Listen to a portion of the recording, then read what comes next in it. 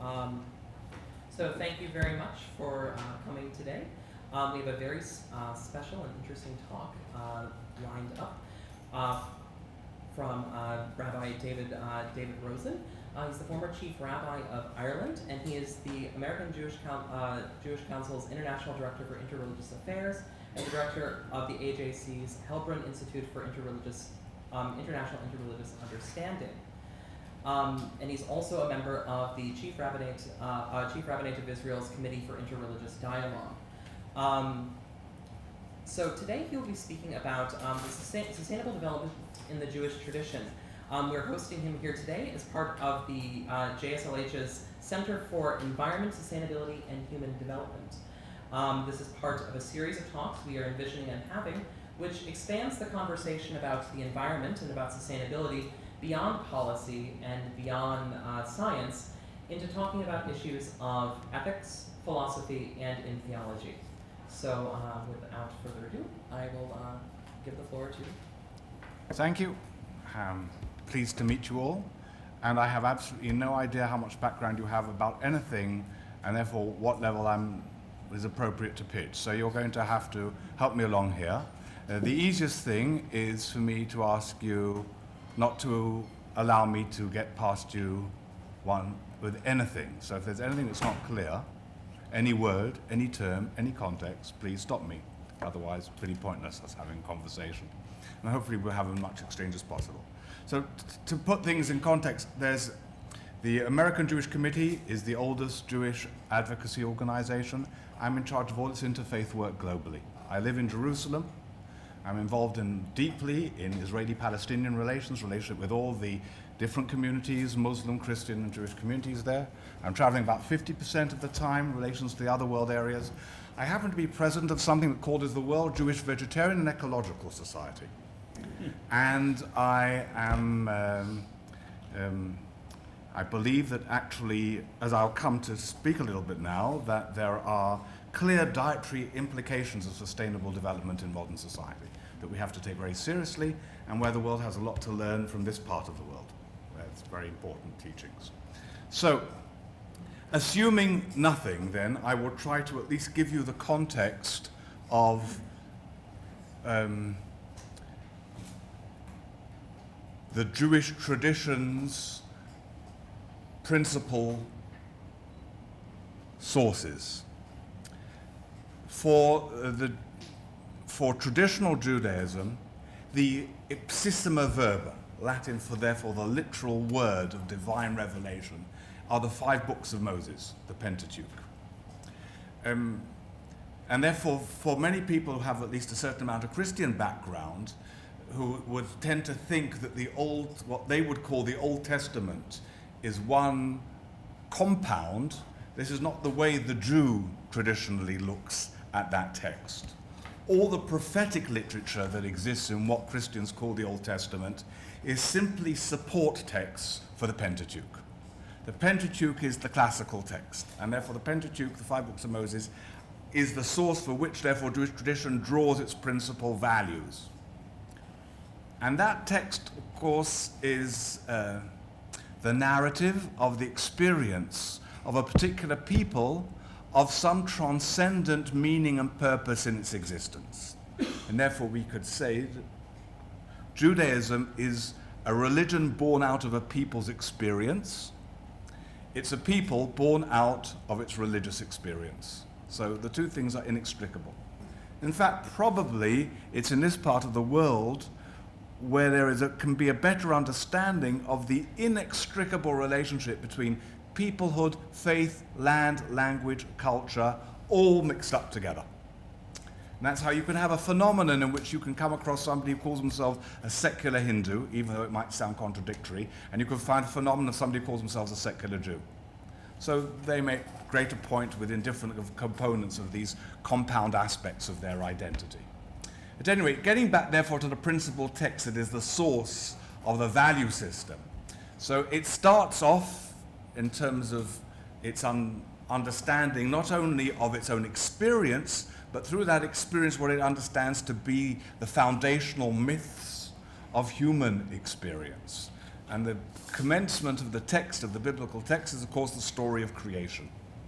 And the story of creation is the source for the two principal guiding values of an ecological worldview within the Jewish tradition. The first principle is that creation, in other words, our cosmos, is described as being good. And indeed, with the conclusion of the creation story, it's described as being very good. And therefore, the cosmos, in its essence, is something positive. This isn't something that has to be tamed or something that has to be combated. This is something that is intrinsically good. And indeed, the human person is understood not as somebody who has something problematic baggage to begin with, whether you call it original sin or whatever, but something, a creature that is essentially good. That creature that is portrayed within the story, and this is something to discuss in terms of both its problematics, in terms of its challenges, that is seen as the summit of this cosmos, that is seen as essentially good, is brought into the world with a particular challenge. And that challenge appears within the second chapter, the 15th verse of Genesis, of the Pentateuch, where the human person, ultimately the human couple, are placed within the garden being the metaphor for the cosmos. The Hebrew words are le'ovda or le'shomra. And le'ovda is simply correctly translated as to work it, but the shomra is most correctly translated as to preserve it. Here you have an idea, therefore a challenge of, essentially, to develop and to sustain, to maintain. This is the initial charge, and you may say that this text of Genesis 2:15 is therefore the mantra, the general challenge for humanity, to be able to develop the potential of our world and to be able to sustain it. And that's the challenge. How can you develop it and still at the same time maintain and sustain it? So, now, according to Jewish tradition, the Pentateuch, according to Orthodox tradition, which of course is therefore is Jewish tradition over the majority of our history, the Pentateuch was revealed at Mount Sinai. This is therefore the text parallel to other revealed texts, parallel most obviously, let's say, to the Quran. But the Hebrew text itself cannot be understood fully, literally, and therefore requires elucidation, elaboration. This within Jewish tradition is called the oral tradition. And the oral tradition that is found in the largest compendium known as the Talmud essentially documents these traditions as a development over the course of at least 700 years until about the 5th century of the Common Era. And some would say even earlier than that. At any rate, within this oral tradition that was ultimately written down, and therefore the term oral, of course, is a little misleading, you have the legal aspects, which are equivalent to Sharia in a Muslim context, and that's halakha. And then you have the legendary and more, if you like, poetic aspects of this literature, which could be commentaries on texts, insights in various areas, that generally is known under the rubric of midrash. So if somebody says, I have a midrash to tell you, it normally means I have a homiletical story to tell you. This homiletical story, therefore, will be within that literature, which seeks to elucidate the biblical text. And a very famous midrash that deals with the issue of our sustainable development tells the story. So a story, it's a legend, it's a metaphor, it's a homily, it's a kind of, you might say, a cartoon that is trying to create an idea, and therefore not to be taken too literally. So this midrash says that when God created the world, he took the human beings for a guided tour around the garden. And he said, look at all this that I have created for you. Take care that you do not harm it or destroy it, for if you do, there is no one else to mend it. Now, what's within this little story? There are three very interesting ideas that are central to a Jewish ecological worldview.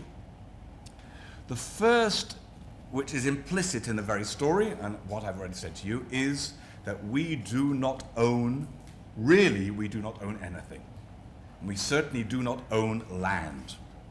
Lands do not really belong to people.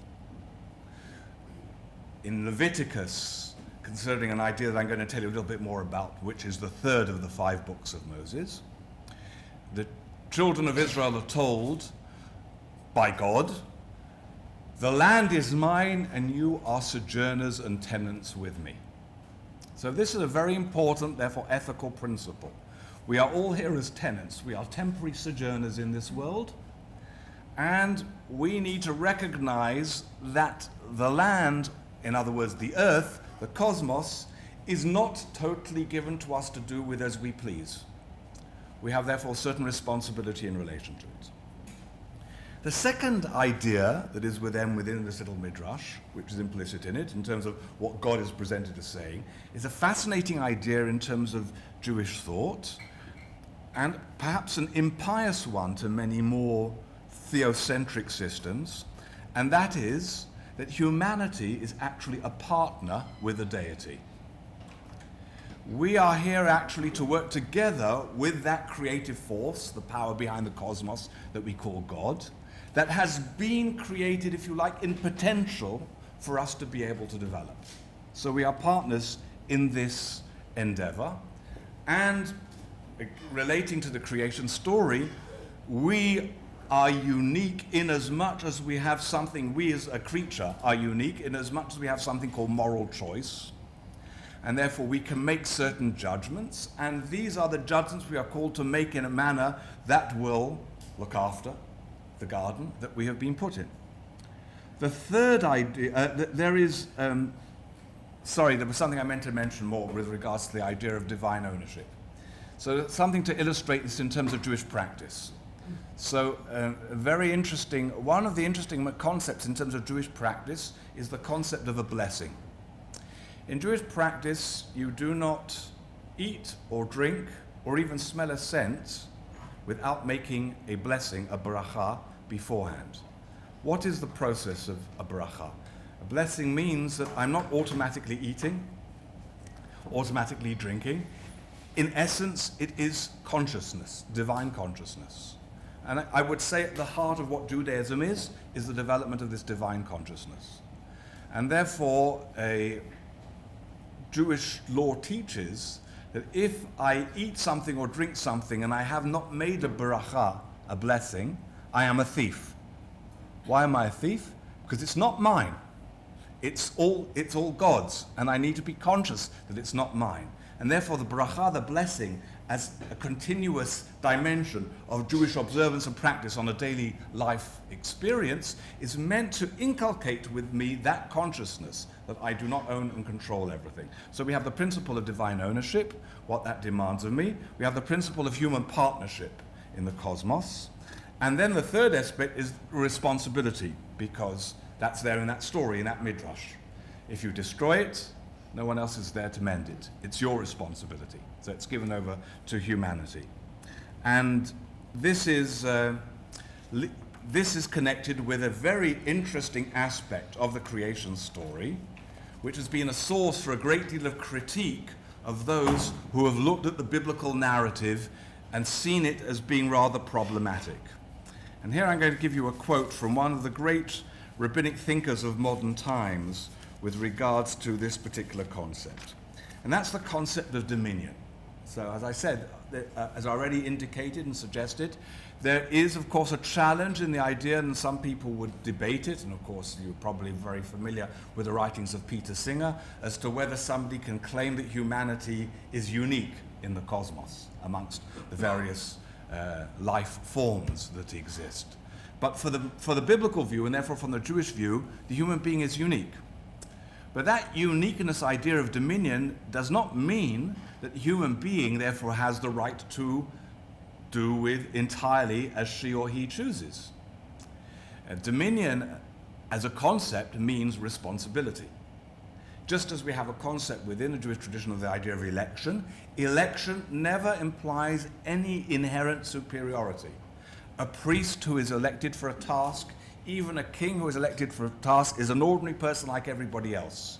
Election implies greater responsibilities. Responsibility is ultimately to serve. And this is the idea of dominion. And here we have this quote from Rabbi Kook. The phrase "we have dominion" is not, God forbid, the mandate for a form of tyranny, but precisely a mandate for responsibility as that of a benevolent sovereign who takes into full account the needs of those who are his subjects.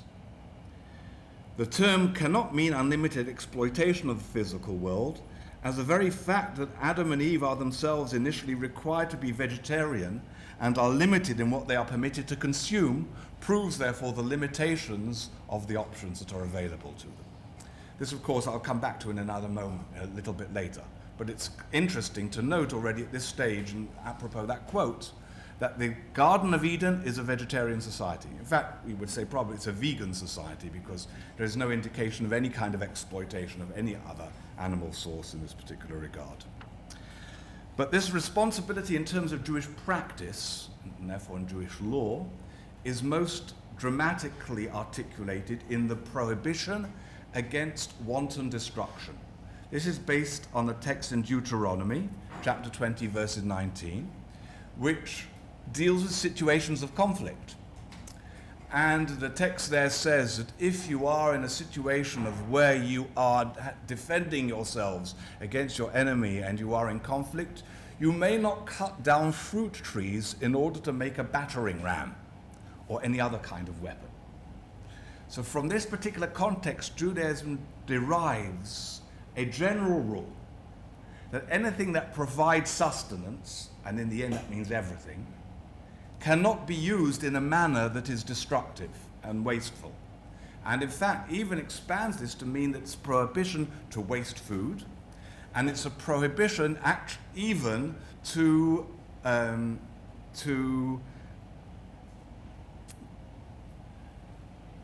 be over ostentatious, so overindulgent, because it's wasting. In other words, this is a prohibition against any kind of form of wasting.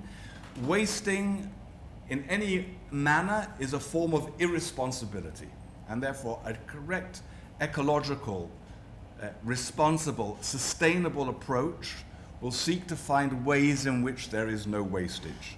And that, of course, has particular ramifications today, in which I think you probably know the figures more, but it's less than 20% consumes more than 90% of the natural resources of our world, with many ramifications.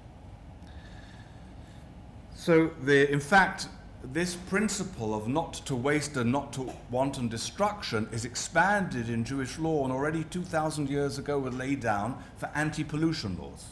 So there were clear restrictions into where you could, let's say, build a tannery, where you could allow effluent to flow into, all areas in order to be able to preserve not only the natural cosmos, but the interests of humanity who are central to that complexity, which Pope John Paul II already had as a very nice phrase, which Pope Francis has now used, and everybody thinks it's his invention, but it's not. John Paul II used it before, was utilizing the phrase of a human ecology. In other words, an ecology which in the Abrahamic traditions would indeed be somewhat anthropocentric, but the fact that the human being is at the center doesn't mean that the human being has any right, or indeed any legitimacy, in minimizing the responsibilities to the rest of the cosmos. On the contrary, in a sense, it magnifies the responsibility to the rest. So I will just then conclude with this introduction to allow us to be able to have as much discussion as wanted area with two very central concepts which reflect, therefore, this approach towards sustainable development. There was a great Muslim scholar, I think in the 11th century, by the name of Biruni, al-Biruni. If I'm not mistaken, he was an Afghani. And he was a Renaissance man before the Renaissance. And he traveled the world and also studied other religions. And he has a very interesting insight in which he says, if you want to understand Islam, you need to understand the Shahada, the declaration of faith. If you want to understand Christianity, you need to understand the Trinity. If you want to understand Judaism, you need to understand the Sabbath. This is not well understood in the world, but probably there is nothing more revealing of the worldview of Judaism than the Sabbath. And there's nothing that's more critical to the religious experience of Judaism, probably, than the Sabbath itself. Just to describe it for those of you who are not familiar with it, in terms of observant Jewish tradition, every Friday at dusk, life comes to a halt. The rat race of the week ceases. You have prepared for it in advance. You have cooked, you've prepared food, you've made sure that you have done your necessary ablutions, you're wearing your nice clothes for the occasion. The family comes together. Normally the day will start with certain prayers. There will be a meal together, family. It's a day of 25 hours devoted to contemplation, to both within oneself, of the cosmos around you, to connections with family and with community.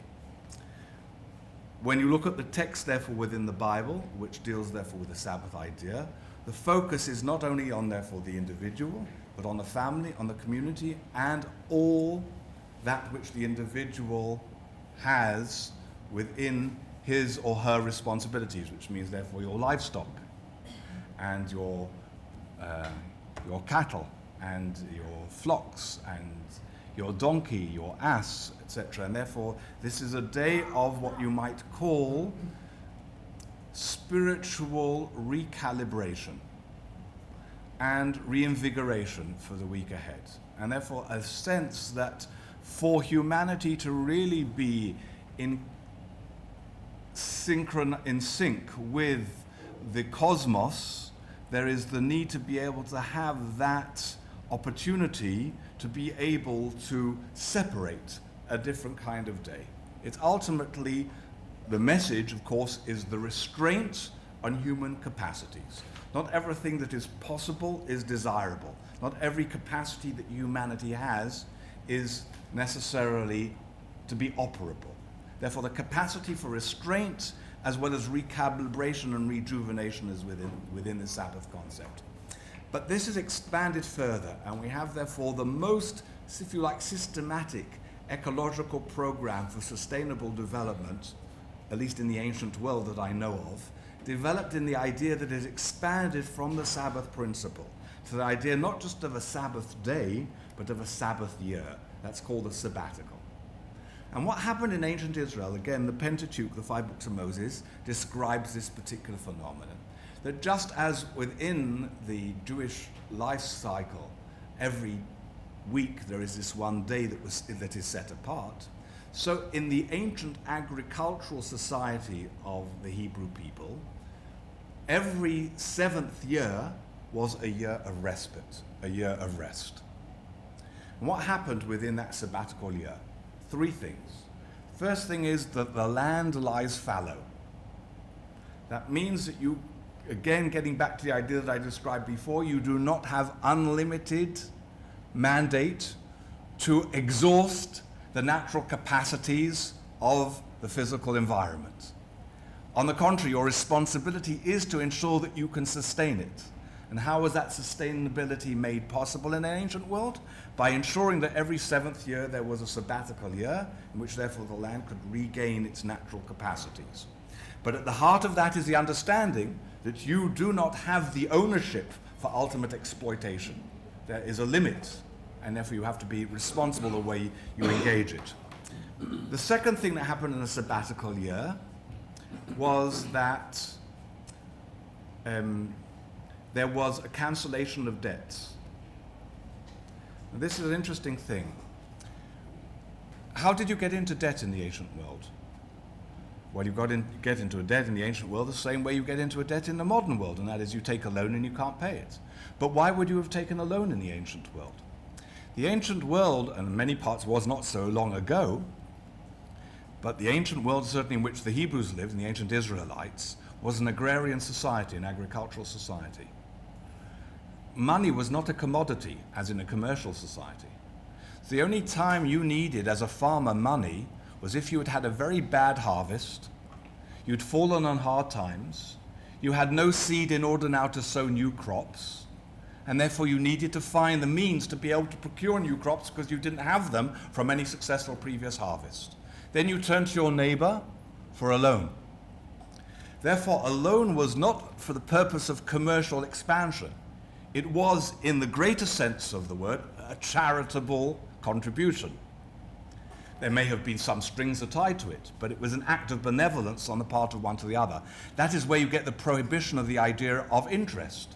Because in the ancient world, to capitalize on somebody's misfortune, of course, was a terrible thing, and is a terrible thing. But today we don't think of a loan as capitalizing on somebody's misfortune. Today we see it as giving somebody an opportunity. But it wasn't in the ancient world. In the ancient world, loans were the need to get somebody out of a poverty trap. And sometimes an individual didn't succeed in getting out of the poverty trap. And therefore, every 7th year, loans were cancelled. Because if that loan had not been able to be paid off within the period you come to the sabbatical year, then it was clear that the individual was indeed trapped in this situation. Therefore, what you have within this idea of the sabbatical year is not only an ecological concept in terms of your relationship to the physical earth, but also a human ecology, which means a responsible attitude towards your environment is a responsible attitude towards your fellow human person. And therefore, a need to ensure that the dignity of the individual is enhanced and recognized. And the third aspect of the sabbatical year was that, and relating to the concept I'm talking about, had to do with slaves. The slave isn't really the quite right word. Now, the biblical concept of slavery referred to two possible situations. One was where I was a victim. I'm a victim of misfortune as a farmer, because everybody was in an agricultural society. So the situation that I described to you before is that I've had a very unfortunate year in terms of my crops. I'm not able to get out of this system. I haven't been able to re-establish myself. And therefore what I did was I sold my employment to another. So I became into this individual's employment. So that was the category of the servant, if you like. The other was another fascinating idea, which in the ancient world is, in the ancient Hebrew world, there were no jails. There was no concept of prison. This was completely against the Hebraic idea of human freedom and of the autonomy of the human person. And therefore, to imprison someone was considered a sinful act in itself. So what happened, therefore, in terms of when somebody took somebody else's property? Well, we didn't do in the ancient world what we do today, which is to throw somebody into jail, where therefore society has to pay for that individual, and the individual who was infringed against gets no recompense, and in many cases we turn the criminal into a far more serious criminal in the process and make things far worse. In the ancient Semitic world, you had to essentially pay off your debt, whether it was to a particular individual or to more than individuals. But you didn't have the money to pay off your debt in most cases, and therefore you were sold into employ, by which your employment therefore was a means of paying off your debt. So these were the two categories of servitude. But in the sabbatical year, you had to go. So now, when you were in servitude, you were in somebody else's employ, and they had responsibility to provide for you. Very stringent laws. In fact, in rabbinic law, in the Talmud, it says somebody who acquires somebody in service actually acquires a master over himself, because of the laws and demands in terms of, if you like, what today we would call social benefits and security that you've got to provide to that individual. But in many cases, this individual would come in as a single male, and in the ancient world, they might provide for that person to be able to find a spouse. And while in servitude, would not only get married, but have children. And therefore, it would be very natural for someone to say, this is a cushy situation for me. I'm comfortable here. I don't want to get out of this situation. I want to remain here. The Bible lays down a very strange idiosyncratic ceremony that took place, declared and defined in both the book of Exodus and Leviticus, where if the individual comes up at the 7th year and says, I don't want to go free, he was taken to the doorpost where he had his ear pierced. That's like might have an earring put in, and he then could remain with the master. Now, the text actually itself doesn't say exactly why he has his ear pierced or what the whole business is. But and it doesn't really matter what the original idea was. Rabbinic tradition, therefore, already 2,000 years ago, says the ear that heard, therefore the symbolic ear, if you like, the Platonic ear, that heard God say at Mount Sinai, to me the children of Israel are servants, and not the servants of servants. In other words, to affirm the fact that we should all be free, and that the only, therefore, service is to ultimately to the source behind all, the transcendent creator and guide of the universe. Let that individual come and testify that he willingly gave up his freedom and his dignity. In other words, there's an incentive here in the sabbatical year to try to prevent the individual from remaining in servitude, so that we can affirm, therefore, the individual dignity. So, bringing this idea, therefore, of this environmental concept to a close, interestingly, after dealing with the sabbatical year, we now come, immediately following that comes a passage, an idea that's repeated many times in the Pentateuch, which is that if you keep God's commandments, you will have their rains in their time, you will have good harvests, and everything will be okay, and you will live securely in the land. Now, Maimonides, the great philosopher in the 11th, 12th century, who was a supreme rationalist, couldn't understand this idea in any literal sense. For him, it had to be a metaphor. And it simply meant that ancient texts need to use language that everybody could understand.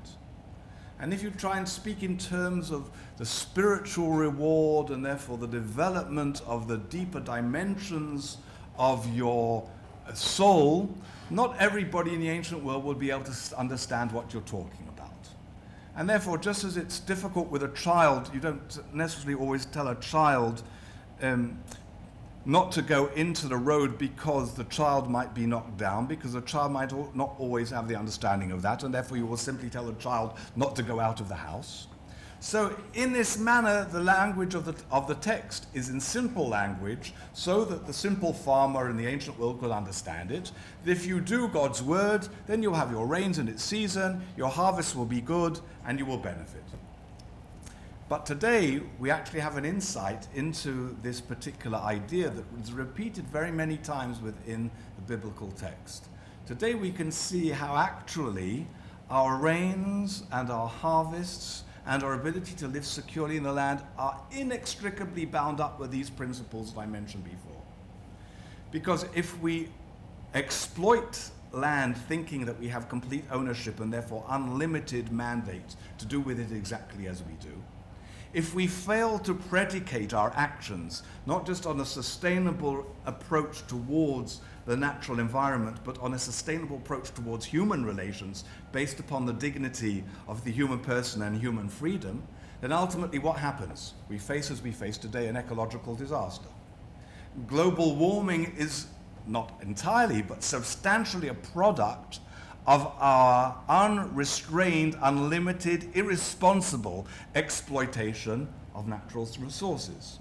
And of course, it's a matter also that relates directly to the lifestyle today. You know, I'm sure better than me, that not only do we behave irresponsibly with regards to the natural resources, but the lifestyle in the West exploits the natural resources in a manner that is highly unsustainable. Almost 20%, almost 20 times as much water is used to produce a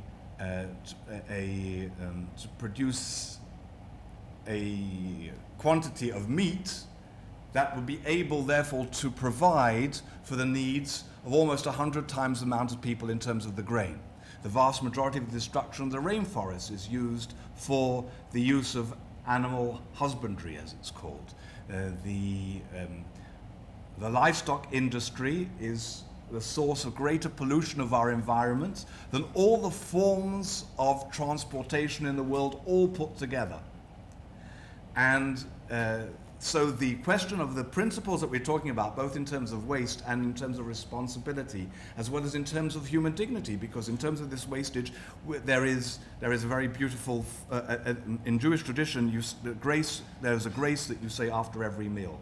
And the first paragraph of that grace, thanks God who provides food for all his creatures. The idea is that the provision is there for all, but we don't guarantee its distribution in a manner that all are able to enjoy it. And therefore, a sustainable, environmental, responsible conduct ensures that therefore there is a greater fair distribution. And the lifestyle and the dietary lifestyle in particular, that we have tended to lead within the Western world, ultimately prevents substantial segments of our globe from being able to even live when we have the level of mortality that we have at the moment. And then, of course, there are the issues simply of our relationship to animal life. In the present world, the treatment of animal livestock in this industry has reached a level of cruelty and barbarity that could not have been envisaged in ages past. The vast majority of people are not aware of it. I can, of course, elaborate it, as probably I'm spending too much time already in terms of this monologue, and try now bring it to an end. But it would seem to appear, and I've hinted at that the whole idea of the dietary laws within the Hebrew Bible are directed towards a sustainable ecology and towards a respectful approach to it. It's interesting that the Garden of Eden, which is seen as the ideal society, is already, as I indicated earlier, a vegan society. The Messianic age, where the lion lies down with the lamb, the leopard, and the kid, is, if you like, a non-violent world of a vegetarian ideal. But the language that is used within the Hebrew Bible with regards to meat consumption is, if your heart lusts to eat meat, then this is the way to do it. In other words, not necessarily a very positive approach in itself, but a concessionary recognition. And indeed, until very recently, it was probably very difficult for people to have a healthy, balanced diet without them needing some form of animal protein within it. But the sages of the Talmud say that the purpose of the revelation, the text of the 5 books of Moses, is to ennoble the human spirit. And therefore the whole purpose, and they say this particularly in context to the laws of keeping kosher, to the dietary laws. The dietary law's purpose is to ennoble the human spirit, which ultimately means to make us more sensitive and to make us more God-conscious. And therefore we could say that the Hebrew Bible's ideal of environmental sustainability is a God-consciousness, both in relation to how we lead our lives within ourselves, how we lead our lives in relation to our neighbor, how we lead our lives in relation to other forms of sentient life, and how we lead our lives in relation to the cosmos as a whole, which we are mandated to develop and to preserve, to ensure its sustainable development. Okay, even though I live in Jerusalem, I live in Israel, I'm in the States quite often, and there I discover that despite my very British accent, the English language is developing rather rapidly, and I discover new words which I never knew before. And I was introduced once as a well-known dialogian. I had never heard this word dialogian. They explained to me it means a theologian who's involved in dialogue is a dialogian. Okay? But in my experience, most so-called dialogians are actually monologians, and I would like to prove that I can be a dialogian. So I will bring my monologue to an end, and happy to hand over to you.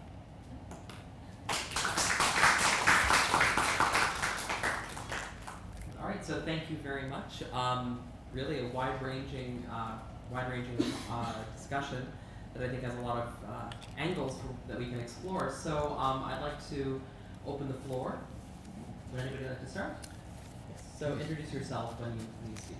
Allow me, please, to ask you not to pull any punches. And on any topic, whether it's what I've discussed or not, and whether I'm qualified or not, has never stopped me from expressing an opinion.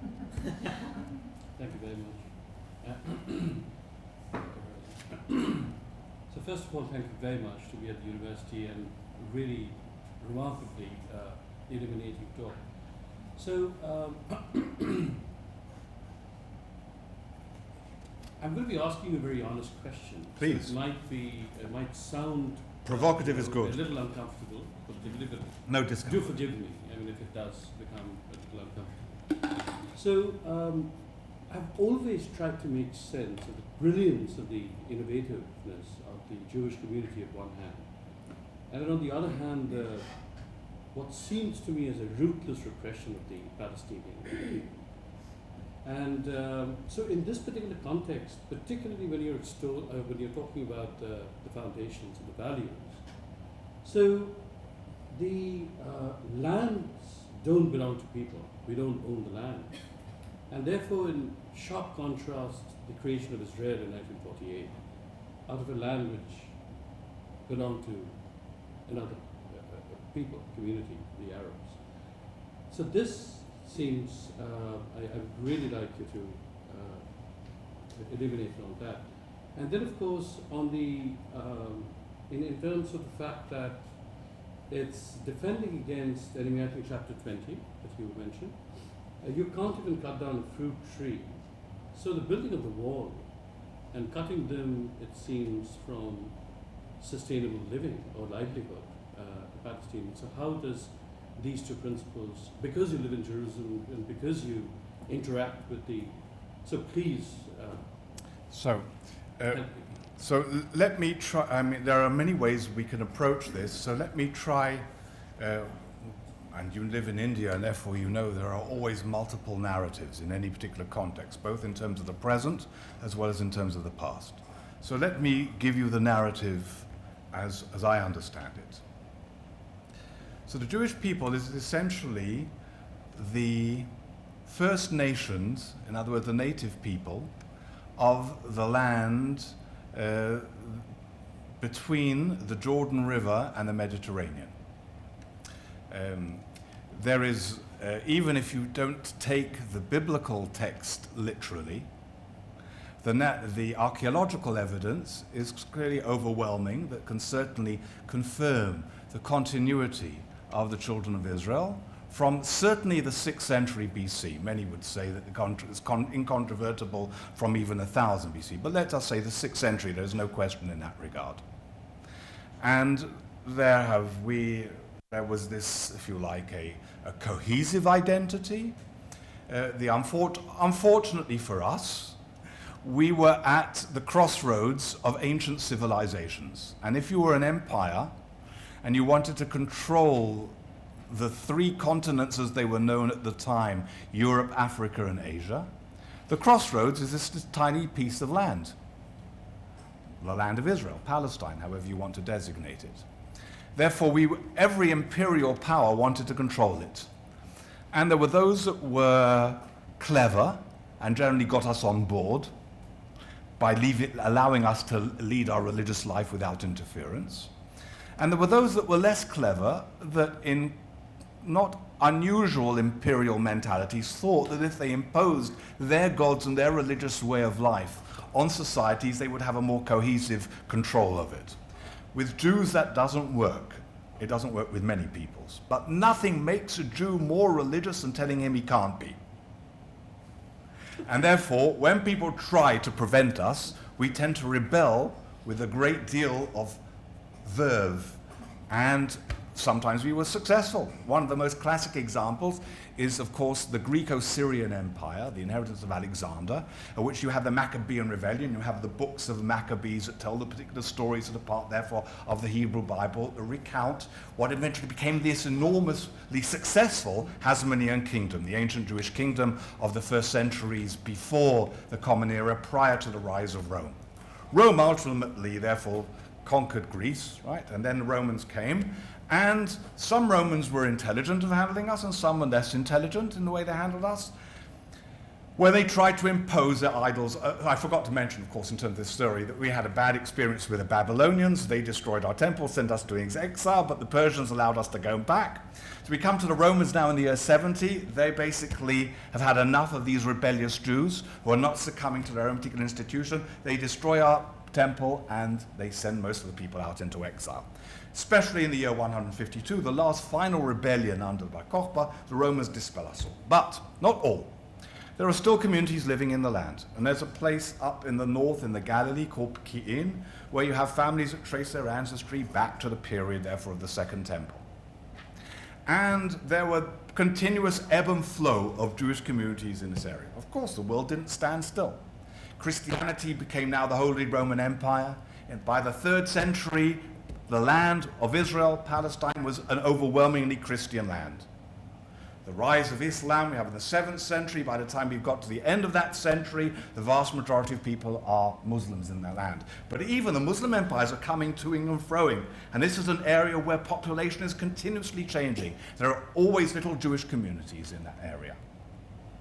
So, the reason I spent so much time on that is simply to highlight the perception of the Jewish people, which is not that we came out of nowhere suddenly in the 19th century into somebody else's land. The perception is that we returned back to the land we had always been loyal to. And proof of that is when we pray 3 times a day, the only Qibla, the only direction of prayer is Jerusalem. All our festivals are essentially in our lunar cycle synchronized with the solar cycle because they are festive seasons that relate to the seasons of the Holy Land. In all our prayers, 3 times a day in grace after meals, we pray to return back to the land. You will be familiar with some little traditions like breaking the glass at the end of a wedding ceremony to remember the destruction of Jerusalem, at the end of the Passover meal, or the end of Day Atonement, probably the 2 most well-known Jewish practices, we say next year in Jerusalem. So this loyalty and this bond was maintained. As a little boy growing up in England, I was taught by my mother to read and write Hebrew before I knew how to read English. Taught my prayers by my mother. It was a role of the mother. The name of Jerusalem was on my lips, continuously there. It was synonymous with it.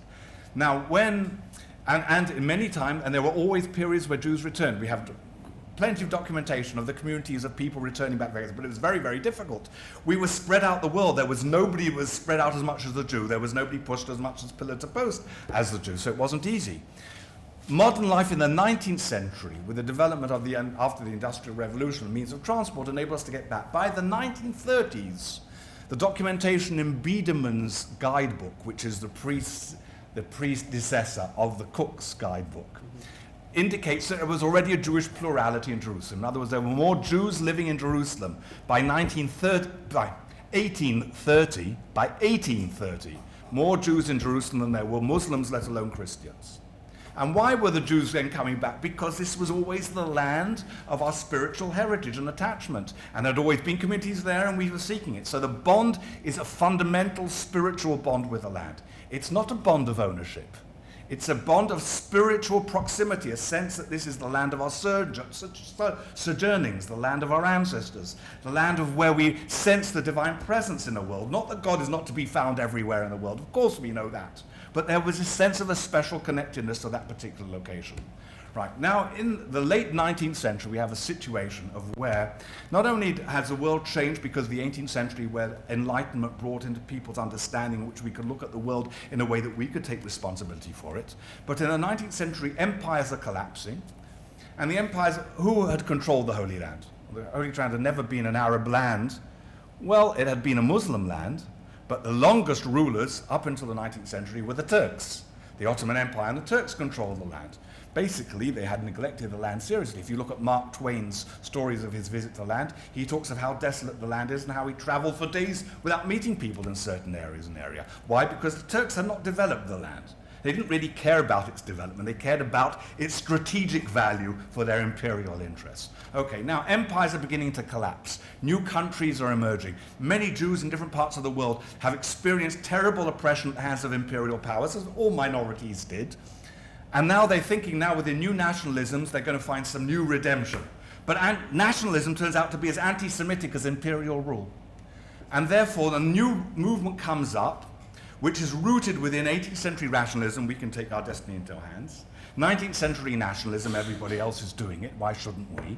At that same time, Arab nationalism is emerging. There hadn't been Arab nationalism until now, there had been imperial powers. Now Arab nations are seeking, they want to be able to have their own place in those particular areas.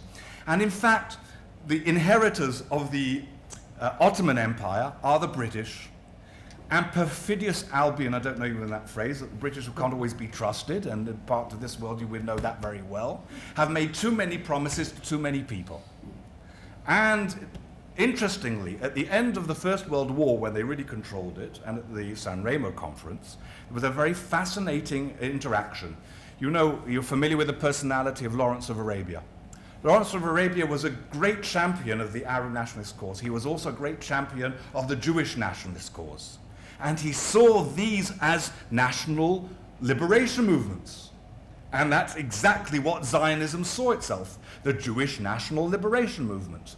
At that meeting in San Remo, and you will know if you've seen the movies Lawrence of Arabia or if you've read the books, the Emir Faisal, who was the son of the Sheriff of Mecca, was a champion of an idea of a pan-Arab state. It'll be the first time the Arabs will really have control over their destiny. And there will be a state that he will rule over from Iraq right over to the Maghreb, and he will be crowned in Damascus as the head, the king of the Arab world. And the British were promising all that along, etc., and supporting this idea of a pan-Arab state were the Zionists. The Zionists who wanted to have a Jewish national state. Why? Because they thought there could be a partnership between those two interests.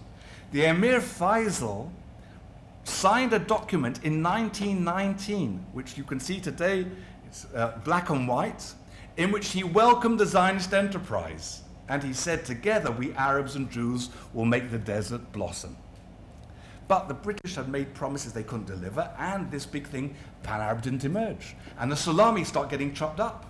And even poor Emir Faisal he was kicked out of Damascus because the French wanted to control Syria. He then went back to Iraq where his brother Abdullah thought he was going to be king, and he got now the boot. So Abdullah went off with his tribes, and creati ex nihilo, he created this totally new place called Jordan, which didn't have any kind of particular political character before, and created another state, and eventually there were 7 states, Arab states. In the meantime, the Palestinians who thought they were going to be part of a big Arab state say, hey, look, everybody's getting their piece of the action, and just here the Jews are going to get it, what about us? And therefore you have the emergence, therefore, of Palestinian nationalism. And the tragedy of the Palestinian-Israeli conflict is a conflict between two national liberation movements of two peoples who have totally legitimate claims, historical and contemporary claims to that land. And therefore the United Nations came along in 1948 and say, look, there are two peoples between the Jordan River and the Mediterranean. Basically, we've got to have 2 states. And the Jews said, okay, it's not what we were promised, it's not what we thought we were going to get, but it's better than nothing. And the Arabs said, no way, Jose, or words to that effect. And we have the War of Independence in the situation of where, in the end, other than Jerusalem, which Israel lost totally, Israel came out on the upper end. Israel declared from the beginning that in accordance with that statement of Faisal and Weizmann, it was willing to make peace if the Arabs would do so. And the Arabs refused to be able to make peace. Now, I can understand the Arab viewpoint. Perfectly understand. I can give you the Palestinian narrative perfectly. But the Palestinian narrative, what people fail to understand, is not a contradiction to the Jewish narrative. And the Jewish narrative is not a contradiction to the Palestinian narrative. There are two peoples living in this land who have the right to live in that land. This is the land which they have different kinds of historic attachments, but to try to compare one's legitimacy to the other is odious and even obscene. And therefore we've got to learn to live together. Now it's for that purpose that Israel made peace with Egypt and gave back the only oil fields it ever had. Many people think Moses took a wrong turn when he came out of Egypt because he took the children of Israel to the only place where there's no oil in the Middle East. And the only oil we ever had was a result of the 6-day war. And we gave all that back and the whole of the area of the Sinai Peninsula and all the resources in exchange for peace. We said we will give everything else within the 6-day war. The 6-day war in 1967 was an attack by all the Arab nations against Israel. Israel once again came out on top. It controlled more land. It said, we'll give it back if you make peace with us. Egypt says, we'll make peace with you. We gave it back. Jordan ultimately had relinquished its control of the West Bank to the Palestinians, but it made peace with Israel. And areas other than the West Bank, which had included a certain part of the Negev, we gave back to them. Now, to cut this long story short, in the subsequent to the Oslo, Yitzhak Rabin and Shimon Peres signed the Oslo Accords with Yasser Arafat, precisely in order to be able to do the deal, which is peace for land. A Palestinian state will be established on the West Bank and Gaza in exchange for an end to the conflict. You are no longer violent against us. We live in peace, two peoples, one side along the other.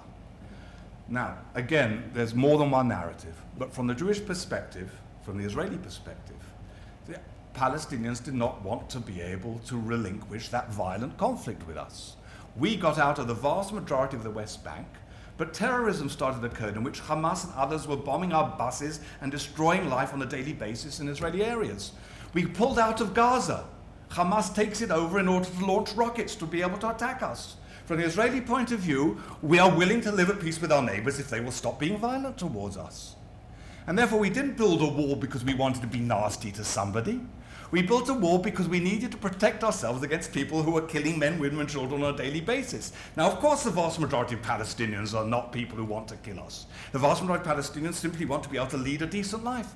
But they are not capable of controlling their extremists, and therefore we have a responsibility, and our governments have a responsibility, to protect our society. And the wall has clearly reduced significantly the amount of terrorism involved in it. Yes, it's caused suffering and hardship to Palestinians. That is a real tragedy, and it should cause us pain every single day. Certainly, personally speaking, I say it does. But if the choice is to have pain and life, or not to have pain and to commit suicide, I'm certainly going to prefer the former, until eventually we can live in a basis of mutual respect. And with regards to the environment, I would say Israel, actually, the area has really transformed the physical environment significantly through its afforestation program. And areas, in terms of also water purification resources, we contribute enormously to Palestinian society. And there are areas of very important ecological, environmental cooperation between Israel and Palestine. But I hope, the real tragedy at the moment is if you look at the statistics, the vast majority of Israelis and Palestinians believe in a two-state solution. But the vast majority of Israelis and Palestinians don't believe it's possible, because the vast majority of Israelis and Palestinians don't trust the other side's leadership to deliver, and in many cases they don't even trust their own leadership. The tragedy of the Palestinian story is a real tragedy. But the greatest part of that tragedy is the degree to which they've been a victim of their own leadership and their own inability to control their extremists. I'm sorry that took such a long time, but I hope it was helpful. Thank you very, very much. Rohi? Thank you very much for that, vast story starting from Garden of Eden down to now. It's very interesting to hear. I have a simple theological question.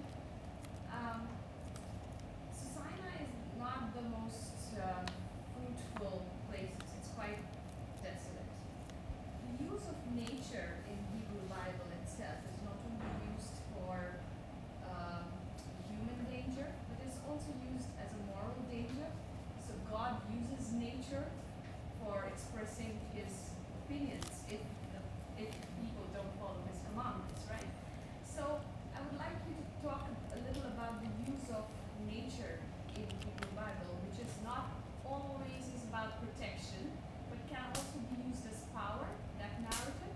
And the second question related to that is, why would then God create a desolate land for his very chosen people?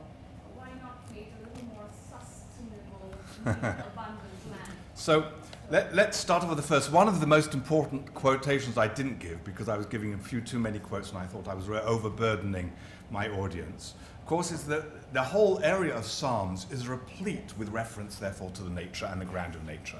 And the heavens testify to God's presence and the glory and the beauty of it all. And indeed, Maimonides, following on from that, teaches that to love God means to be able to know nature, and therefore to be able that, in fact, you can't really love God if you don't engage in science.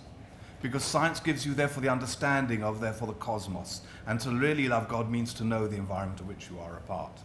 And as I said in my presentation, I think that in terms of the reward and punishment dimension, which Maimonides understands to have been phrased in simplistic language for general consumption, but today we can understand in a broader context, shouldn't be understood. We don't need to, and we shouldn't understand it today in terms of its most primitive possible interpretation, but in a more sophisticated one, so that in that sense, nature is a reflection of a beneficiary of our good and responsible and sustainable conduct. And therefore we can interpret all those particular passages in that particular manner. Nevertheless, of course, for the Hebrew mind, for the biblical mind, God is everywhere, God is the master of everything, and therefore all the elements are used to be able to show those particular sentiments. But the revolution of the Hebrew mind was not in the concept of monotheism itself, because monotheism had existed elsewhere, but was in the concept of ethical monotheism, that this power is a moral power, and therefore those forces and those demonstrations of divine might always have a moral meaning and a moral message. And that, I think, is the most critical aspect in terms of understanding. Of course, we could go on and discuss it at much further length. At any rate, with regards to your second wonderful question, Well, if it was true what you would say, and in a moment I'm going to question it, but if it were true what you would say, I would say that itself is a great blessing. I think that it is people who are born into a life of total comfort are unfortunate creatures. Of course, nobody wants to be born into poverty, but to be born into a life of where we have challenges and therefore the moral power and purpose to overcome these and to be able to transform deserts into flourishing gardens is a great blessing in itself and great reward. However, if you read the biblical text, you know that the vast majority of the biblical land was not desert. On the contrary. In fact, this reforestation that I've spoken about Israel, takes place in Israel today, is in marked contradistinction to the land as it was under the Turks, under the Ottomans, but that was in marked distinction to the land during the biblical times. You may remember the story of where King David, who created the UTI, the United Tribes of Israel, and made his Washington, D.C., therefore Jerusalem, and the seat of his operation to unite the tribes, faced an in-house rebellion from his son Absalom. And when Absalom fails and is running away, nearby where the seat of power was, his long hair, because he was a very vain, beautiful young man, flowing in the wind as he was running on his horse, gets him hooked in the thickets of the trees and the branch, where he is javelined and therefore faces his final retribution. But that story shows how lush the vegetation would have been in ancient Israel and in that particular land. So, and in fact, the biblical story speaks of it. Deuteronomy, it speaks of a land full of rushing waters and of pastures, and a land full of dates, figs, pomegranates, grapes, olives, wheat, barley. I've forgotten one because there were 7 there. So you have a very lush land in itself. But I would say, nevertheless, even if it wouldn't have been lush, life is not about pleasure, it's not about pain. It's about how we respond to the challenges or situations that confront us in a moral and constructive manner.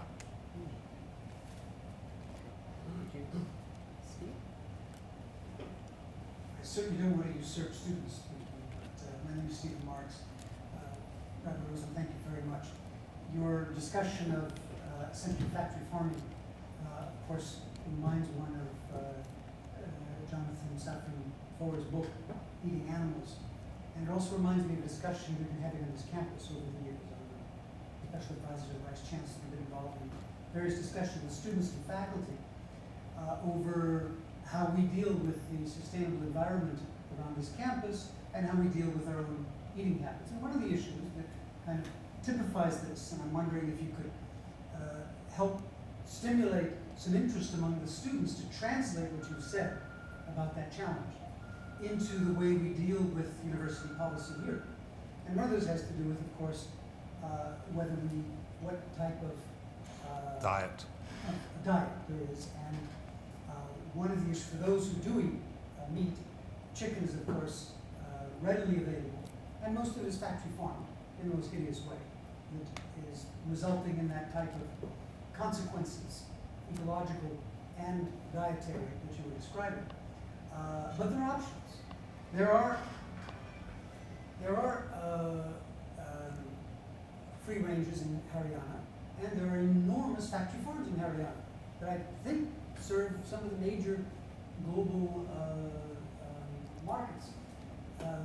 So my question then is, have you had experience with university settings in which these ethical principles, which are not limited to Judaism, even though Jonathan Safran Foer, and I would recommend his book. Actually, I must confess, full disclosure, it transformed me. I read the book, and since then I've never eaten any factory farm meats. And I make a fool of myself every time I go to a restaurant where they haven't got a clue what I'm talking about.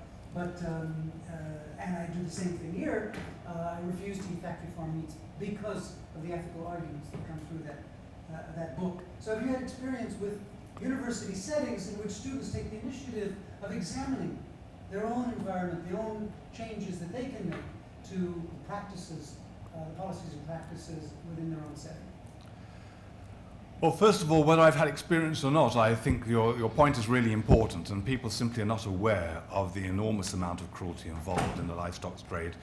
And even in India, where the situation is probably better in relation to the dairy trade, it's also in many places where it's mass production, it's becoming as barbaric as the rest of the world. And egg production, very often, even if it's free-range egg production, isn't still dealing with a problem of the fact that all male chicks are immediately barbarically slaughtered, either through suffocation or through grinding in grinders in different areas, etc. So people are simply unaware of the degree of the barbarism that takes place in all these particular areas, as well as the ecological, the environmental damage, as well as the unfair distribution of resources, etc. So I don't think I have ever been consulted or engaged in a discussion by a university on it, but I have by rabbinical seminaries, which are beginning to become aware of these issues, and I know one in particular in Jerusalem, which has therefore become vegan. Won't stop people going off campus to be able to buy animal products if they want. But I think, and I've stopped going now, but I used to attend for about more than a dozen years, maybe even 15 years, the World Economic Forum, which suddenly became in Davos, which suddenly became aware of environmental issues and made a big thing. But I made a big stink, and one of the reasons why I won't have it anymore is that if you claim that you want to be ecologically and environmentally responsible, and you're a gathering where you bring people together, then you should make at least a vegan option compulsory, if not the whole diet and the program of it. Today, getting back to what I was saying before, now let me be even more, I think I was quite moderate in the language I expressed in my initial presentation, but now I will be less moderate. And I would say, and I say to my colleagues, in the vast majority of places of the world today, I was probably 99.9%, there is no kosher meat. Meat today cannot be considered kosher. The moment you are collaborating with this horrendous, immoral industry, you cannot be said to be having a moral diet. And that relates to the vast majority of humanity today. It's not simple. When I went off meat 40 years ago, I don't know what it's like going off drugs, as I've never used drugs, but I imagine that's how it fails, the way I felt for 3 months. It was very difficult. I suffered withdrawal symptoms. I just lusted to get my teeth into a juicy steak. But within a matter of months, I had conditioned myself. It's a matter of conditioning.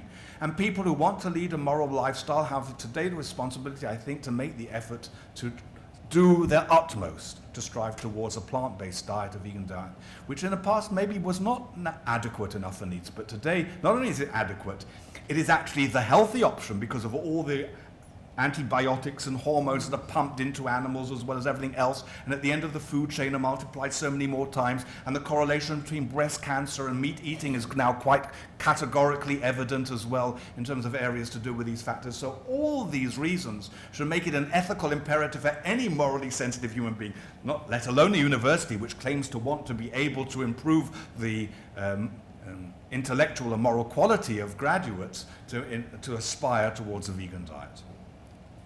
Maybe some students have some responses of whether, of course, Jains have a lot to teach us. Absolutely, and I said, in passing, this world as a whole, ahimsa, and the whole original, both Hindu and Buddhist diets, really are exemplary for humanity. The tragedy is precisely in this land of where that understanding originated and was envisioned, the polluted Western practices and exploitative activities are becoming now a more widespread and part of this society.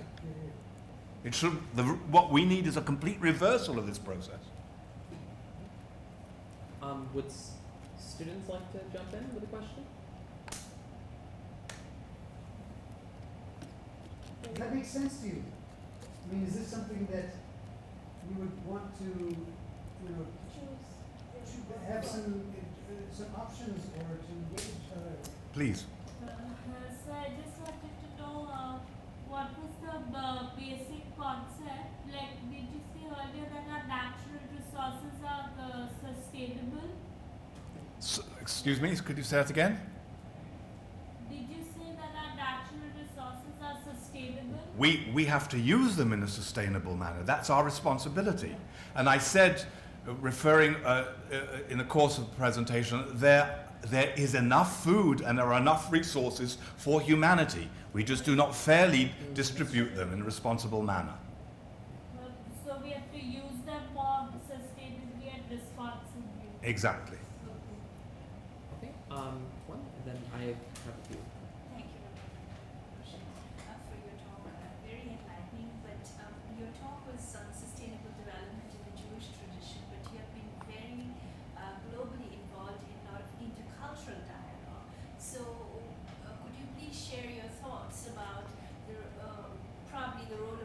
intercultural dialogue and sustainable development?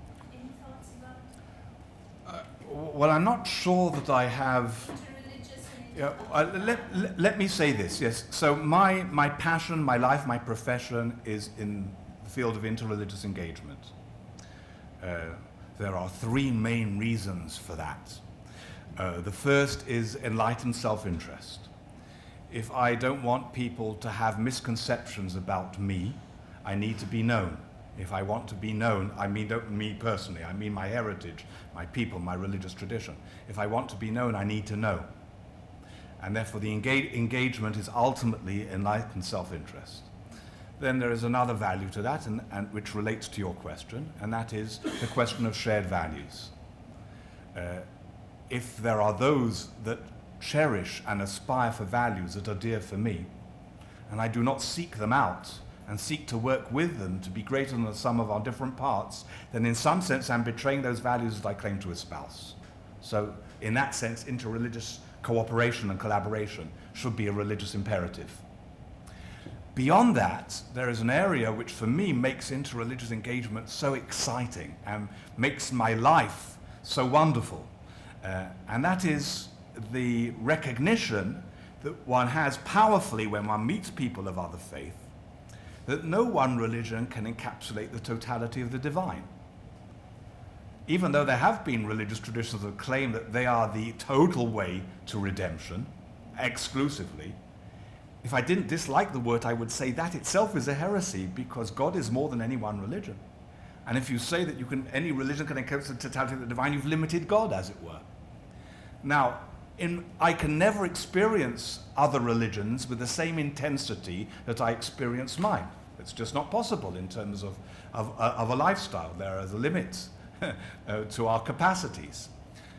But when I meet with others in the sense of the divine in their lives and in their heritage and their culture, this offers me a further glimpse and encounter with the divine beyond my own tradition and heritage. Therefore, for me, interreligious encounter is a religious experience in and of itself. Now, so I would say that if on all three counts, but certainly the latter two, if sustainable development from a religious perspective should be our sense of the divine presence in the cosmos, that should be what animates it. There are plenty of good reasons for secular sustainable development, which have been implicit in almost everything that we've discussed. But for the person who is sensible in the sense of sensing the divine presence in the world, which is the essence of our religious experience, sustainable development should be the imperative out of that sense of the divine. If you truly respect it and you truly revere it, you will behave in a manner that is as respectful and sustainable. And therefore today means it's doubly imperative for people of faiths to work together for a sustainable development environment. And it's great, I think to some extent, it's fascinating to see the way Pope Francis has captured the global imagination. It's not totally rational. There are plenty of things that personally I don't think are great about Francis, which I could say, but I don't really want to, because there's no reason. If people think somebody is great, why should I try to tell them what's not great? But what's really good is that he's been a vehicle for getting across ideas which were already to be found both within Pope Benedict XVI and in John Paul II. He's got them across really powerfully. And what's really good, and one of the great things about him, is he doesn't seek to claim that he and his tradition is the only source of wisdom and of value in terms of that engagement.